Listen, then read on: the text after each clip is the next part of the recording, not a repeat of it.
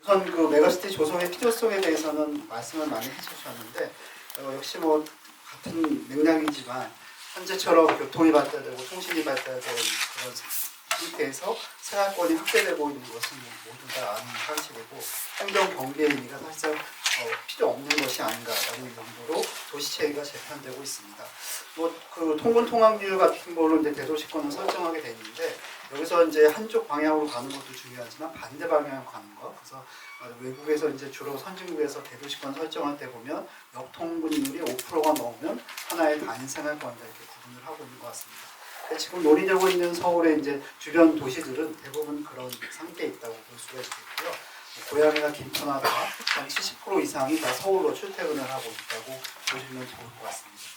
또 이제 이게 이제 비도시권에 이제 메가시티를 먼저 해야 되는 거냐 아니냐 이렇게 말이 많은데 사실 정적으로 해야 되는 것이 맞고요. 아까 말씀하신 것처럼 저희가 전에 이제 그로스폴이라는 정책을 써서 좀 해보려고 60년대 하다가 이게 거의 실패가 되었고 어떻게 보면 거꾸로 갔죠. 그래서 하나의 사례가 문재인 정부, 노무현 정부 때 추진했던 혁신도시 사업 같은 게 있는데 이것도 이제 부산이나 대구나 이렇게 가면 거기서 또 신도시를 조성해서 거점을 만들지 않고 분산을 시켰어요. 그러니까 분산을 계속하다 보니까 국토 균형 발전이 이제 저해되고 오히려 수도권 소립 현상이 더 많이 되지 않았나 생각이 되고 있습니다. 그래서 이제 이런 것들을 메가시티를 하자는 이거는 우리가 GTX나 뭐 KTX죠. 이거를 보면 주로 이제 부산에서 서울로 가는 또 광주에서 서울로 가는 거를 급행으로 하다 보니까 이제 소위 빨대 현상 같은 게 많이 발생했고 부산의 경우에도 진주로 가는 것보다 서울로 오는 게 더 빠른 그런 것이 되니까 지역 내에서의 네트워킹이 안 되는 거죠. 그래서 그 메가시티 또는 메가시티 리전 전략을 통해서 그 내부에 있는 교통망이나 네트워킹을 더 활성화할 수 있는 인프라에 투자하자라는 것이 목표였던 것 같습니다. 이번에 이제 김포가 서울 편입에 대해서 논의를 시작하게 됐는데 그 동기를 잠깐 말씀드리면 이제 김동연 경기 이제 도지사께서 경선당 공약에 경기 북도의 이제 분도를 얘기를 하셨고 지금 이제 그거에 대한 것은 각 지자체에 문의를 한 상태입니다. 그래서 김포시도 거기에 해당이 돼서 너네는 북도로 갈래 남도로 갈래 했더니 북도로 갈래니까 일산대교 하나밖에 이제 그 연결이 없습니다. 그 고양시장 이쪽하고 한강 이남이어서 그리고 또 이렇게 면적을 보면 법한 데가 다 인천광역시하고 서울시만 돼 있지 경기도하고는 아무 상관이 없는 그런 지형을 갖고 있어요. 그러니까 여기서 보니까 우리는 북도로 가도 별 이익이 없을 것 같고 남도는 말이 안 돼요. 그러니까 우리가 인천 아니면 서울인데 그러면 서울로 가는 것이 낫겠다라고 시작을 했던 것 같습니다. 그래서 보시면은 뭐 이렇게 북도의 자립도가 남도에 비해서 굉장히 낮고요. 저도 이제 고양시에 살고 있지만 저는 분도에 대해서 별로 이렇게 수확을 갖고 있지는 않은데 지금 같은 경제 구조와 또는 그린벨트라든가 군사보호구역 이런 규제를 같이 갖고 있으면서 북도가 분리가 되면 북도는 완전히 강원도보다도 못한 그런 동네가 될 수도 있습니다. 강원도를 폄하하려는 건 아니고 그래서 일부 이제 철원 같은 포천 뭐 이런 데는 우리 강원도로 보내달라 뭐 이런 얘기 할 정도로 거기 규제가 심하고 있습니다. 그래서 그런 문제 또 이제 김포 보드라인의 교통 혼잡 문제 같은 거 보면 이것을 해결하려면 지하철 5호선도 이제 연장을 해야 되고 하는데 인천이 또 같은 광역이기 때문에 경기도와 인천하고 서울이 협의해서 잘 안 되고 있고 이제 거기는 검단은 지나가야 된다라고 인천은 얘기하고 있고 김포 쪽은 직접 와라라고 하는데 협의가 잘 안 되고 있습니다. 그것뿐만 아니라 아시다시피 이렇게 행정구역이 바뀌면 택시 요금도 할증이 되고 교통 그 광역교통 버스 같은 경우에도 서울시와 또 경기도가 협의를 해야 돼서 김포와 서울시가 직접 협의하는 게 아니라 그래서 여러 가지 단계에 보다 보면 역시 이제 시행적인 측면에서 굉장히 어렵다라는 것이고 우리 앞서 이제 두 분의 교수님께서 발표하신 것처럼 광역 도시 계획을 수립하는 것이 의무화되어 있고 저희가 수도권도 세웠습니다. 근데 왜 안 되냐? 이게 계획만 하고 그다음에 만나서 실행할 수 있는 주체가 없는 거예요. 그러다 보니까 뭐 시장, 도지사 뭐 이런 분들이 1년에 한 번 만나서 해보자라고 악수하고 끝나면 실행이 안 되는 거죠. 그러니까 그냥 도면상에만 계획이 되니까 안 되고 있다. 그런데 이번에 이제 김포시장이 중심이 돼서 서울도 편입을 하겠다라는 것은 저가 그 인터뷰할 때 굉장히 신박한 아이디어라고 얘기한 거는 본인의 권한을 어떻게 보면 포기하는 거거든요. 그러니까 뭐 어떻게 보면 기초자치단체니까 시나 자치구나 똑같지 않냐라고 하겠지만 경기도 내에 시와 그다음에 여기에 이제 광역시 안에 자치구의 그 권한이나 위상은 좀 다릅니다. 그래서 그런 것들에 대해서 포기한 거기 때문에 이거는 한번 해볼 수 있는 것이 아닌가라는 생각이 들었고, 아까도 이제 말미에 말씀하셨지만 행정 개편이 어렵지만 이것이 된다면 실행력을 확보하는 것은 가장 쉬운 것이 아닐까라는 생각을 하고 있습니다. 우리나라 이제 행정체계 보면 아까 김경원 교수님께서 말씀하셨지만 조선시대에 8도 광역체계가 있었는데 현재는 17개가 됐어요. 인구가 늘고 업무가 많아서 그렇게 될 수도 있겠지만 지금같이 정부화 시대에 우리가 어디 나가서 무슨 서류를 다 띄워볼 수 있는 그런 시대에 17개 이제 광역자치가 있다는 것은 굉장히 과도하다라는 얘기를 할 수 있을 것 같고, 경기북도가 이제 분도가 되면 인구가 한 300만에서 400만 되는데 이게 인천광역시하고 인구 규모가 비슷합니다. 그러면 행정조직이 현재 인천광역시만큼 돼야 되고 거기에 따른 뭐 중앙행정의 사무를 대신하는 그런 기관들도 북도에 별도로 설치해야 됩니다. 그러면 공무원의 수요가 굉장히 많이 늘어나게 되는 거죠. 그러면 이거는 굉장히 비용적으로도 안 좋은 것이라고 생각이 되고, 95년도에 저희가 이제 지방자치제도를 재도입하는 게 되는데 그때 당시에 5단계, 그러니까 중앙정부, 광역시도, 자치구, 읍면동, 리에서 3단계로 줄었습니다. 근데 요거를 이제 저희가 그 당시에는 이제 삼성경제연구소에 있을 때였는데 우리가 제시한 거는 2단계로 하자. 그래서 중앙정부와 지방정부인데 지방정부는 한 50만 규모로 한 80개에서 90개 정도 이렇게 구분하면 좋겠다라는 안을 내고 이렇게 할 것처럼 했는데 잘 안 됐고요. 아직도 그건 어렵다고 볼 수가 있습니다. 근데 이번에 이제 김포시가 서울서 편입이 되면 또 구리나 또는 고양시는 또 다른 얘기를 하고 있기 때문에 다양한 그런 거버넌스 형태가 나타나면서 좀 실용적인 것을 바뀔 수 있지 않을까라는 생각이고, 주민의 입장에서는 뭐 어디가 되든 상관없다. 저도 고양시에서 출퇴근하는데 고양시장이 지금은 이제 잘 아는 분이기 때문에 알지만 사실 서울시장은 더 잘 알지 고양시장을 알지는 못하거든요. 또 알 필요도 없고. 그래서 이제 그 다음은 UCT 프로젝트가 현실화 가능성이 있냐라는 건데 현재는 이제 위헌입법으로 발의된 상태입니다. 여기는 특별법 형태로 해서 김포시가 경기도에서 서울로 이제 넘어가는 거에 대한 것들을 하게 돼 있고, 법적인 절차를 보면 이제 김포시의 시민들의 투표를 통해서 50% 이상이 이제 찬성을 하면 가게 돼 있고, 이제 한간에 나오는 서울시의회, 경기도의회 동의를 얻어야 된다고 하는데 여기는 위헌입법의 경우에는 동의 절차가 아니라 의견 청취입니다. 그래서 여기서 의견 청취해서 여기서 가부가 결정되는 게 아니라 청취가 과정이기 때문에 가능하다고 얘기를 하고 있고요. 그 다음에 이제 비도시권의 경우에도 같이 추진을 하려고 하고 있습니다. 그래서 지금 서울과 부산과 광주가 논의되고 있는데 대전 같은 경우에는 이미 좀 메가시티 구상에 대한 내용도 있고 그래서 거기는 자발적으로 하겠다고 얘기하고 있습니다. 그래서 아마 대구만 빼고는 대부분의 광역시도가 시작을 하지 않을까 생각이 되고 있습니다. 저희가 아까 우명재 교수님 말씀하신 대도시권 육성 방안이라는 연구를 보면 거기다 전국은 한 6개 대도시권으로 이렇게 분류를 해서 해보자라고 한 것을 제안한 바가 있고, 현재 이게 국회의원 선거를 앞두고 이제 급조된 정책이라고 얘기를 하지만 한 2008년이니까 벌써 한 15년 이상 논의가 됐고 해외 사례도 많습니다. 그래서 이걸 급조했다라고 얘기하기는 것은 조금 그렇고, 사실 이재명 대표가 이제 공약에서도 메가시티 정책이 있었고 또 이번 윤석열 정부도 그 메가시티 전략이 공약이 있기 때문에 이것은 공약을 실천하는 과정이다라고 해석해도 될 것 같습니다. 앞으로 이제 기대되는 거는 조금 이제 김포시가 서울시로 들어가는 거가 첫 시발점이 돼서 하나의 사례를 낳고 다른 데도 이렇게 주민들이 원하면 이렇게 전향적으로 변할 수가 있다라는 것이 되면 굳이 꼭 서울시로 편입되는 것 말고도 다양한 방식의 거버넌스가 생길 수 있지 않을까. 그래서 아까 광역협의체, MPO, 우리 CGO, 이런 것, COG 이런 것도 있는데 이런 것들이 외국 문화에서는 수평적인 거버넌스가 굉장히 이제 활발히 되는데 우리나라는 그게 안 되는 것 같습니다. 부울경이 좀 잘 됐으면 좋았을 텐데 단체장들이 바뀌니까 그때 했건 그때고 지금은 다르다. 그래서 똑같은 상황인데도 다르게 해석하잖아요. 근데 이게 수직적인 거버넌스 체계가 되면 어떤 사람이 오더라도 거기에 행정체계 안에서 작동을 할 수밖에 없기 때문에 조금 더 실행력 차원에서 낫지 않을까 생각이 되고, 아까 우명재 교수님이 말씀하신 것 중에 이제 좀 반대하는 입장의 것들이 좀 많았었는데 지금 현재 발의된 특별법에서는 성장관리권역으로 이제 감염업체권으로 가지 않고 당분간은 성장관리 권역으로 남아있고 농어촌 특례 입학도 육면에 해당되는 것에 사는 사람들은 해당이 될 수 있도록 이제 유해 조항들을 가지고 있습니다.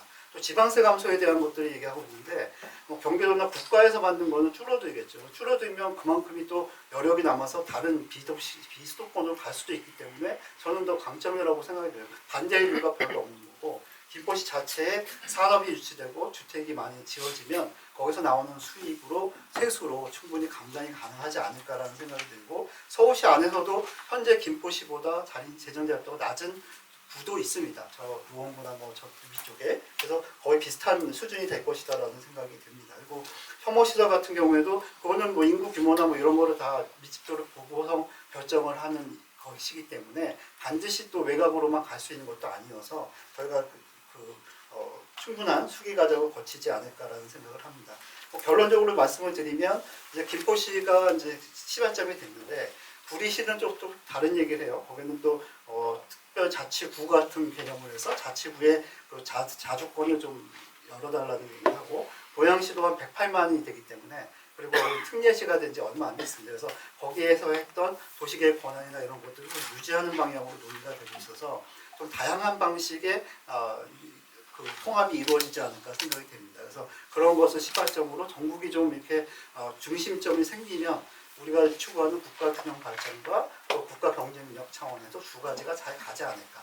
저도 이제 뭐 많은 하다 보니까 개발과 환경 이게 동절의 양면이라고 이렇게 얘기를 하는데 사실 저는 그거를 이제 수레바퀴로 이제 얘기를 합니다. 그래서 수레바퀴가 동등하면 앞으로 나가는 거고 한쪽이 크고 한쪽이 작으면 요 제자리를 맴맴 돌게 됩니다.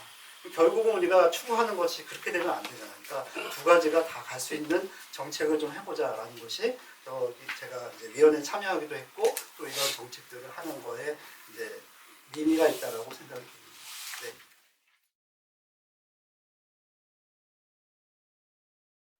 어떻게 보면은 제가 지방행정, 도시행정을 전공한 사람으로서 조금 결이 다른 얘기를 드릴 수 있을 것 같아요.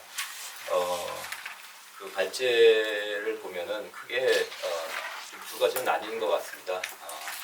첫 번째 발제에서는 최근에 이슈가 되고 있는 그 김포시 편입 문제에 대한 즉 그걸 통한 서울시의 행정구역의 확장 문제를 얘기를 했고요. 그 다음에 이어서 메가시티 문제 또 마강래 교수님이 또 이제 메가시티 문제를 같이 논의에 담아 주셨습니다. 그래서 저도 토론문에 토론문을 이거 어떻게 쓰지 하고 걱정하다가 그래 그러면 서울시 확장 이슈를 조금이라도 얘기를 좀 하고 그 다음에 메가시티 이슈로 큰 주제는 메가시티로 알고 있는데 해야 될 것 같다는 생각이 들었습니다. 우리가 이제 서울시 확장이라는 얘기를 했을 때 많은 사람들이 얘기하는 게 서울이 60년대에 크게 확장된 이후로 지금까지 아무 변화가 없고 그러니까는 행정구역이 고착화돼서 여러 가지 문제가 발생을 한다라고들 많은 사람들이 얘기를 하더라고요. 근데 그러면서도 최근 얘기에서 가장 큰 이슈로 됐던 김포시 같은 경우에 가장 큰 촉발이 됐던 것은 결국은 골드라인으로 상징화되는 주민들의 불편 문제였거든요. 그것이 생활권과 행정구역의 이 불일치의 가장 대표적인 사례인 것처럼 그렇게 제시가 됐죠. 근데 사실 생활권이라고 하는 건 매우 다의적이거든요. 그러니까 단순히 교통 문제만 있는 게 아니라 생활권은 여기 도시 계획하신 분들은 더 잘 아시겠지만 같은 도시 내부에서도 생활권이라고 하는 것은 다층화돼서 형성될 수밖에 없거든요. 그래서 어느 하나의 기능을 가지고 우리가 생활권의 불일치 문제를 얘기하는 것은 저는 굉장히 위험하다고 생각을 합니다. 왜냐하면 그것이 또 다른 비용을 초래할 수 있기 때문이죠. 그 비용이라고 하는 것은 돈으로만 표현될 수 있는 비용이 아니거든요. 주민들이 그 지역에서 자기들의 어떤 거주 공간을 형성하고 마을을 형성하고 살아가는 데 있어서의 어떤 주체적인 의지를 가지고 할 수 있느냐의 문제가 되기 때문에 우리가 생활권의 문제는 매우 다층으로 우리가 봐야 되고요. 우리가 가장 최고의 생활권으로 우리가 형성하게 된다면 지금은 전국이 하나죠. 왜냐하면 다 전국에서 다 삼성병원 오지 않습니까? 암 걸리면 다 글로 오고 있고 그렇게 본다면 결국은 다 똑같은 문제가 되겠죠. 실제로 서울 인접도시들의 통근 통행량을 보면 95년도하고 지금하고 비교해서 우리가 지금 논의되고 있는 김포시의 경우는 과거에 비해서 도시가 급격히 증가하면서 군에서 시로 바뀌고 도농 통합시가 되고 하면서 이 통근 통행 서울로 통근 통행 비율이 증가를 했어요. 하지만 이미 도시화되고 있었던 과천시나 고양시나 광명시나 하남시 이런 곳들은 전부 다 95년도에 비해서 서울로의 통근 통행 비중이 현격히 감소했거든요. 그 얘기는 뭐냐면 주변 지역에 있는 도시들이 어느 정도 이제 데드타운을 벗어나면서 그 지역의 집주 분리의 현상이 오히려 집주 근접의 형상으로 바뀌고 있고 즉 자족성이 조금씩 더 키워가고 있구나 하는 걸 볼 수가 있다는 것이죠. 그래서 단순히 서울 편입을 그 집주 근접만을 위해서 편입을 해야 된다 그러면 지금 편입이라고 하는 것은 행정구역의 경계를 확장하는 것이고 결국은 또 그 지역에 살고 있는 사람들이 지금까지 신도시를 개발함으로써 위성도시를 만들고 서울에 있는 지역하고의 그 직장하고의 거리가 늘어난 것에 대한 어떤 그 불편을 해소하는 것이라고 했다면 단순히 이 문제의 근본적인 해결은 교통 편의성의 제공이 아니라 인접 지역에 대한 자족성을 더 키워주는 쪽에 가야 그게 본질적인 집주 근접의 문제를 해결해 줄 수 있다는 것이죠. 그래서 그런 부분들에 있어서 단순히 교통망의 확충이라고 하는 것은 그 논거로서 설득력이 좀 부족하지 않나 하는 생각이 들고요. 사실 우리가 이렇게 행정구역 개편을 얘기할 때 구역만 가지고 구역 개편만을 경계만을 가지고 구역 개편을 얘기하는데 여기에는 우리가 지방 행정 체제라고 하는 것은 구역과 계층과 기능 권한이 이게 같이 아울러져 있는 거거든요. 이 세 가지가 다 맞물려 있습니다. 톱니바퀴처럼 맞물려 돌아가는 것이죠. 근데 지금의 논의들은 이 경계의 문제를 가지고 얘기를 하고 있기 때문에 실제로 현재 수행하고 있는 자치단체들이 다양한 형태의 법적 지위를 갖고 있는 자치단체들이 수행하고 있는 권한을 어떻게 재조정할 것이냐 하는 문제가 표면으로 드러나지 않은 상태에서 되고 있어서 그래서 자치단체마다 다른 시각을 가지고 있고 주민들도 다른 목소리를 낼 수밖에 없다라고 생각이 됩니다. 그래서 이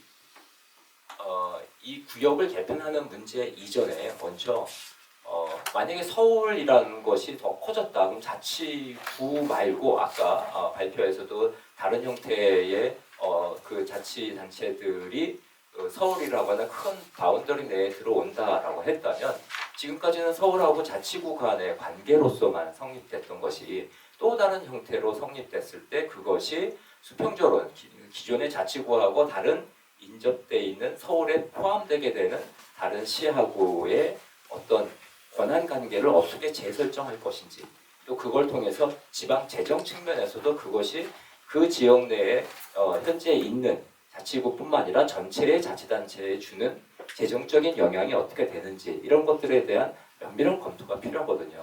그래서 그런 면에서 이 서울의 문제는 그냥 단순히 행정구역을 확장하는 문제로만 가서는 절대로 안 된다. 이것은 이 서울의 확장뿐만 아니라 이 서울과 경기도 전체에 미치는 영향을 살펴보고서 그거에 따라서 행정체제를 즉 구역과 계층과 권한 배분의 문제를 우리가 종합적으로 검토하지 않으면 안 되겠다 하는 생각을 저는 지속적으로 이렇게 피력을 해봤습니다. 메가시티와 관련해서도 뭐 다른 말씀들 하신 것은 대부분 다 제가 동의하기 때문에 반복하지는 않겠는데요. 다만 지금 가장 큰 문제 중에 하나가 뭐 메가시티가 성공하겠냐? 과거에 메가시티를 추진 소위 메가시티 근데 이제 그것은 메가시티란 말이 적절한 말이 아니었거든요. 그래서 초광역이라는 말로 바꿨죠. 사실 2019년에 정부에서 그 범부처 메가시티 추진 TF라는 걸 만들고 그다음에 초광역권 협력 정책 이런 것들을 이제 19년 말에 문정권 말에 발표를 했었죠. 그 TF에 저는 참여를 했었습니다. 근데 사실상 쫓겨났어요. 왜 쫓겨났느냐? 메가시티라는 용어를 계속 처음부터 쓰는데 메가시티의 본질이 초강력하고 동의어가 절대 아니거든요. 메가시티는 지금 아까 발표하신 것처럼 핵심이 중심 도시하고 주변 도시 간의 기능적 연계가 핵심으로 돼서 그걸 통해서 어떤 그 경제적 공동생활권, 그 다음에 시너지 효과를 내겠다고 하는 것이었죠. 근데 초강력은 이미 아까 지도를 통해서 여러 가지 분석 자료를 통해서도 나왔지만 현재의 정치 행정 체제인 그 광역이라는 체제를 그대로 유지하면서 그들의 하나의 연합체를 형성한다고 했던 거기 때문에 거기서 중심 도시와 주변 지역 간의 연계가 동일하게 다 발생하지 않거든요. 그래서 끝까지 저는 메가시티란 말을 쓰면 안 된다라고 주장을 했더니 마지막에 저는 쫓겨나고 초강력이라고 이렇게 해서 발표를 하더라고요.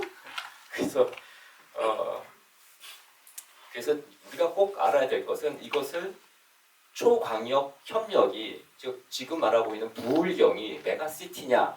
저는 그렇지 않다고 생각합니다. 그건 메가시티가 아니다.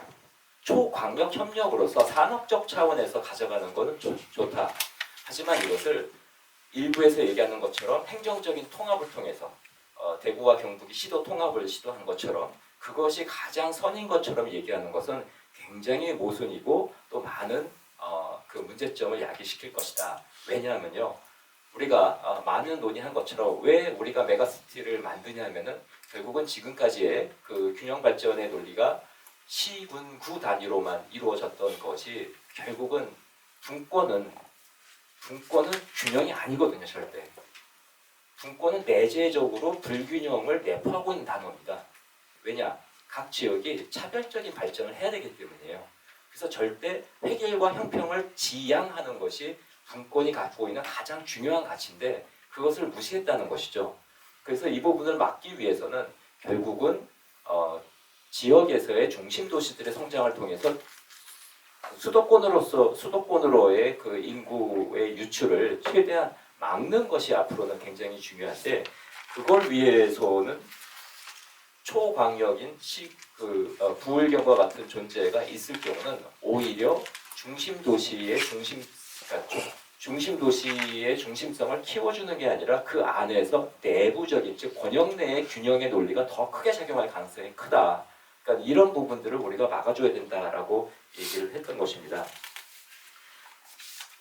그다음에 두 번째 그 메가시티 관련해서 꼭 짚고 넘어갈 것은 그러면 그 아까 여러 가지 거버넌스 얘기를 하셨는데 우리가 지금 법이 바뀌면서 가장 주요한 수단으로 사용된 것은 특별지방자치단체라고 하는 제도입니다. 근데 이 특별지방자치단체에 대한 잘못된 이해도도 많이 있습니다. 특별지방자치단체라고 하는 것이 어떤 그 초광역 연합처럼 그 정치적인 어떤 그 기능을 하게 되는 그러니까 지금 부산, 울산, 경남이라고 하는 정치적인 광역지자체가 있는데 그 위에 하나의 또 하나의 계층처럼 존재하는 것을 의미하는 것처럼들 많이 사용을 했거든요. 근데 절대 그런 것이 아니고 또 그렇게 돼서도 안 된다는 것이죠. 말 그대로 기존의 지방행정 체제에서 지방행정 단위들은 아직까지는 왜냐 이것이 선거의 단위이고 또 의회와 단체장을 뽑는 즉 배타적인 행정 통치권을 행사하는 단위이기 때문에 그 부분을 없애는 게 굉장히 어렵지만 제한된 범위 내에서 모든 기능을 우리가 다 통일해서 할 필요가 없기 때문에 하지만 연계협력에서 시너지가 나올 수 있는 기능들을 뽑아낸 다음에 그 기능을 제한적으로 수행할 수 있도록 하는 하나의 거버넌스 구조를 만들자라고 하는 것이고 그렇게 된다면 그 거버넌스 구조는 절대적으로 정치적인 영향력으로부터 자유로워야 된다. 다시 말해서 기능 중심이기 때문에 이것은 행정 서비스라고 하는 것에 관점을 둬야 된다라고 하는 것이 핵심입니다. 그래서 그때 가장 중요한 것은 바로 특별지방자치단체는 구성지방자치단체들의 연합으로 되는 것인데 현재 구조는 그거의 의회 구성이나 특별지방자치단체장을 뽑는 거나 전부 다 구성지방자치단체의 절대적인 영향력 속에 있습니다. 그래서 이것으로부터 어느 정도의 독립성을 가지고 즉 구성지방자치단체는 특별지방자치단체에 대해서 사실 자기의 권한을 내어놓을 수 있는 그런 결단이 필요한 것이거든요. 그런 부분들을 어떻게 현재 제도에서 더 가져갈지를 생각해야 되고, 궁극적으로 부울경이 끝나게 된 것은 정치적인 이해관계뿐만 아니라 아주 핵심적인 것은 뭐냐면, 특별지방자치단체의 예산은 구성지방자치단체의 분담금으로 구성되게 되어 있습니다. 플러스 이제 수수료라든가 이런 것들이 있긴 하지만 가장 중요한 그 파이낸셜 리소스는 분담금입니다. 어느 한 자치단체가 이번에도 마찬가지였죠. 경남에서 분담금 우리는 한 푼도 못 내놓겠다. 그러니까 끝난 거예요. 그냥 자연적으로 그러면 일을 못 하는 거니까. 예산 편성이 안 되면 결국 일을 못 하잖아요. 그렇기 때문에 특별지방자치단체의 고유한 재원 확보를 어떻게 할 거냐, 그 노력이 사실 법에 안 담겨져 있었어요. 아까 해외 사례 많이 얘기했는데 메트로폴이나 영국의 그 시티 리전 같은 경우는 별도의 그 조세 부과권까지 갖고 있거든요. 이런 정도의 노력이 있지 않다면 특별지방자치단체는 그 아무리 좋은 노력을 해도 하긴 힘들 것이다, 이런 생각이 듭니다.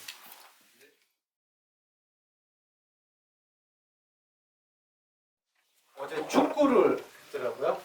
손흥민이 한 골 넣고 2골 어시스트 했는데, 축구를 토론 시작할 때 바로 말씀드린 이유는 축구판이 축구의 선수들 배치가 국토 구조다라고 생각을 해보시면 모든 자리에 11명의 손흥민이 들어가면 전 세계적인 육상팀이 될 것인가? 그렇지 않을 것 같다는 생각이 들고요. 반대로 11명의 자리에 모두 김민재가 들어간다 라고 하더라도 이길 것 같지 않아요. 제가 말씀드리는 건 축구에서도 최전방 공격수가 있고 후선에서 골을 막아내는 골키퍼까지 있듯이 국토 구조에서도 저마다의 특색을 가지고 자기 역할들을 하게끔 하는 그런 역할들이 필요한데, 그런 것들 중에 하나가 최근에 나오는 초강력권 메가시티 논의가 아닐까라는 화두를 던져보기 위해서 그 말씀을 드려봅니다. 제가 말씀드리고자 했던 내용들을 앞에서 다 토론을 하셔가지고 몇 가지 사항만 좀, 다른 사항만 좀 말씀을 좀 드리겠습니다. 메가시티가 논의가 되면서 기자들한테 전화가 왔어요. 1000만 이상이 안 되면 메가시티가 아닙니까? 뭐 990만이면 메가시티가 아니고, 그건 아닙니다. 메가시티는 인구 기준이 아니라 어떤 그 도시 내 그 기능 공간 내에서 거점과 주변 지역이 연계하는 그런 거대 공간을 의미합니다. 그러니까 또 이제 또 질문해요. 그러면 이번에 메가시티 왜 하는 거예요? 라는 논의가 이렇게 질문을 했었는데, 제가 생각하는 메가시티 논의 핵심은 방금 말씀드렸듯이 어떤 거대 도시를 더 키우자, 그리고 행정구역을 합쳐서 더 많은 인구를 확보하자는 그런 논의가 아니라, 현재 상태에서 도시와 그리고 주변 지역들과 연계할 수 있는 그런 방안들 더 찾아보자 라고 생각을 하는데, 특히 이제 유엔에서도 2018년도에 보고서를 냈는데 우리가 그거 많이 이용하고 있는데요. 33개 메가시티 중에 사실 29개가 중심국에 위치를 하고 있습니다. 우리가 소위 잘 사는 지역이 메가시티는 아니다. 그런데 우리는 메가시티를 왜 해야 되느냐? 방금 말씀드렸듯이 주변 지역과 중심 지역과 연계를 통한 그런 방안들이 필요하기 때문에 이런 것들이 필요하다라는 말씀을 드릴 수 있겠고요. 특히 이제 메가시티를 보는 우리나라의 관점은 크게 세 가지로 나뉩니다. 이 세 가지가 극렬한 대립을 하면서 그동안의 그 지역 특별연합들까지 붕괴시킨 그런 원인이 됐던 건데, 첫 번째가 글로벌 경쟁력 강화입니다. 글로벌 경쟁력 강화는 수도권과 비수도권의 대도시 중심의 논리입니다. 이 논리에 의하면은 대도시의 기능을 강화를 해서 대도시의 거점을 키워서 권역의 중심으로 성장시켜야 된다라는 그런 논리들이고요. 여기에 대표적인 게 메가 서울이라고 생각을 합니다. 두 번째로는 지역균형 발전에 대한 논의가 있는데요. 이건 수도권과 비수도권을 서로 대립적인 관계로 보는 것입니다. 그래서 수도권에 대응하는 혹은 수도권에 버금가는 그런 키워드를 동원을 해서 수도권에 대응해서 비수도권의 도시와 비수도권의 인접 지역을 연결해서 인기 규모를 확보하자라는 논의가 진행이 됐었고요. 이게 대표적으로 초강력권입니다. 그리고 세 번째로 최근에 이제 갑작스럽게 부상하고 있는 논리 중에 하나가 영내 균형 발전의 논리가 있습니다. 인구 감소 지역, 지방 소멸 등이 감소 문제가 되면서 메가시티를 통해서 인구 감소 지역 문제를 해결하자. 그래서 메가시티를 통해서 지역의 낙후 지역을 좀 살릴 수 있을까? 그런 논의들이 확장이 되면서 이런 논의들에 주장하시는 분들은 메가시티라는 대도시 중심의 어떤 걸 되게 경계를 하십니다.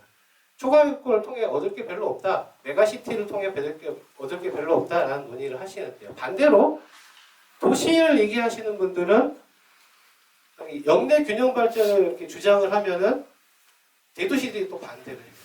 그래서 지금 메가시티가 참으로 꼬여 있다라는 말씀을 좀 드리고 싶은데 그렇다고 하면 김포하고 서울은 이 방금 세 가지 꼭지 중에 어디에 해당되는가?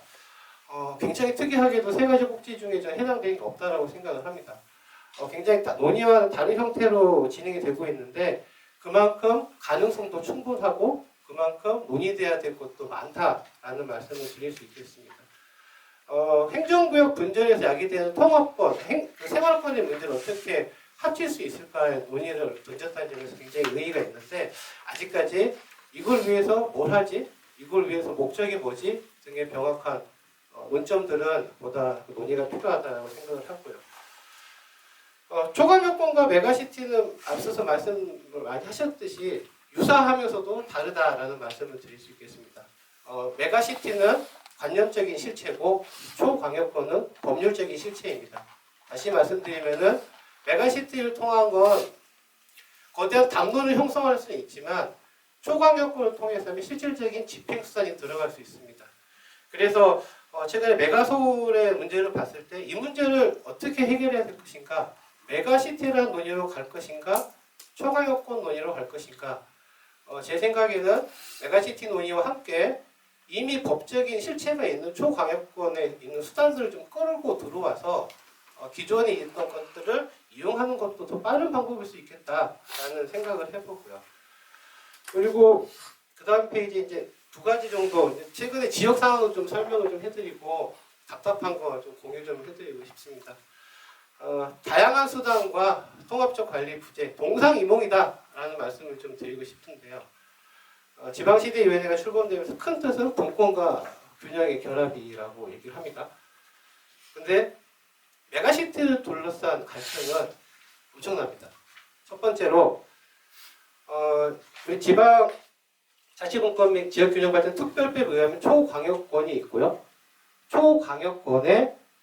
초광역권의 연계협력 사업을 위해서 초광역권 발전 계획을 수립할 수 있게끔 되어 있습니다.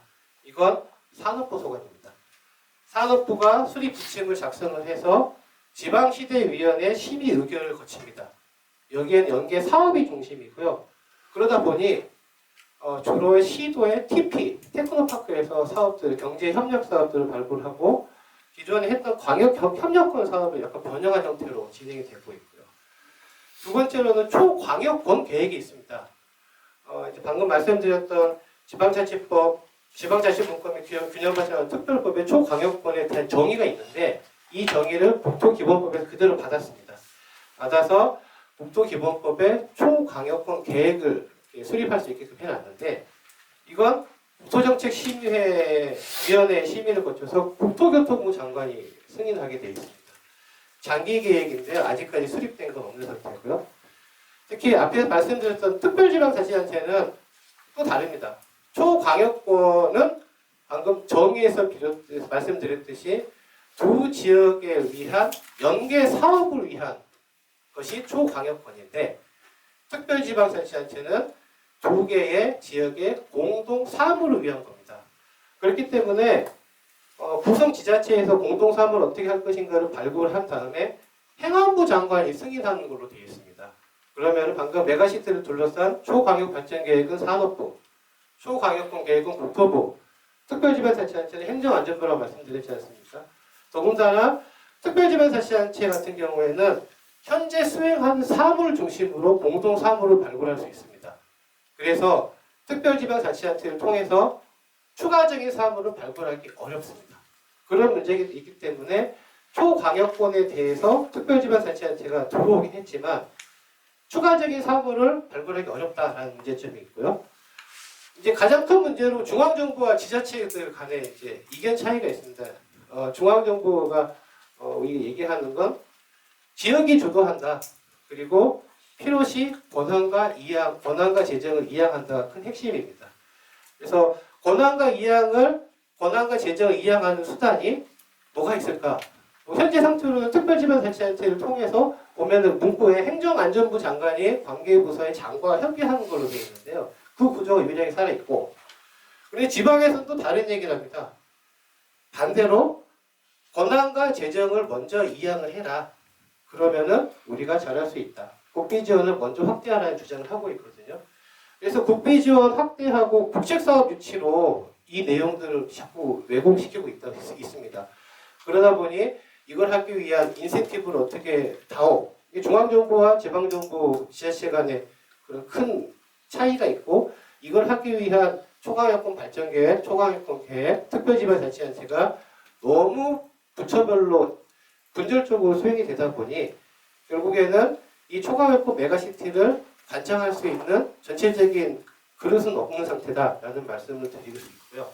그렇다고 하면은 지금 같은 상황에서 뭘 할 수 있을까라는 걸 한 몇 가지 꼭지를 제안해 보면은, 첫 번째가 지자체가 하고 싶은 권역을 좀 명확하게 찍어야 됩니다. 권역을 설정을 한 다음에, 그리고 이 권역에 대해서 발전상을 명확히 얘기해야 됩니다. 이게 관광이든 인구소멸의 대응이든 산업이든 목표가 설정이 다르게 되면은 목표에 따라서 그걸 하기 위한 공간 거점도 다르게 설정될 수 있습니다. 그래서 지역 차원에서 다양한 방법을 동원할 수 있고요. 그리고 방금 말씀드렸듯이 이걸 하기 위한 주체가 과연 누구일 것이냐. 기존의 지자체를 놔둔 상태로 연합형으로 할 거냐, 동맹형으로 할 거냐, 아니면은 기존 지자체들이 연합한 특별지방자치단체로 갈 거냐 등을 명확히 결정한 다음에, 결국에는 이걸 하기 위한 단위들, 사업들을 공간에 직접 뿌리고 단계적으로 실천적인 전략을 세워야 될 것 같습니다. 지금 상태는 아까 말씀드린 초강력 발전계획 산업들 얘기는 나오는데요. 그게 어딘지 잘 모르는 상태이기 때문에 이 과정에서 반드시 너무 많은 걸 하지 말고 필요한 것만, 목적에 맞는 필요한 것만 한 두세 가지만 먼저 시작을 하는 게 초강력권 메가시티를 이룰 수 있는 방법이 아닐까라는 제안을 하고요. 맨 마지막으로 아까 거버넌스 얘기를 하셨는데 저도 굉장히 100% 공감을 합니다. 부울경 같은 경우에는 거버넌스가 붕괴가 됐는데요. 중앙에서 개입을 하나도 못했습니다. 개입 못한 이유가 지역 주도. 지역이 주도해서 지역 발전을 이끌어가는 되는 구조이기 때문에 지역에서 메가시티나 초강력권을 위한 논의 과정에서 거버넌스가 붕괴되면은 중앙에 절대 개입을 할 수가 없거든요. 그래서 이런 문제를 좀 보완하기 위해서는 중앙에서 수직적인 가버넌스를 구축하고 지역 내에서는 지자체들 간 수평적인 가버넌스를 구축할 수 있는 메타 가버넌스 체계를 좀 갖춰야 되겠다라는 제안을 드립니다. 이상입니다.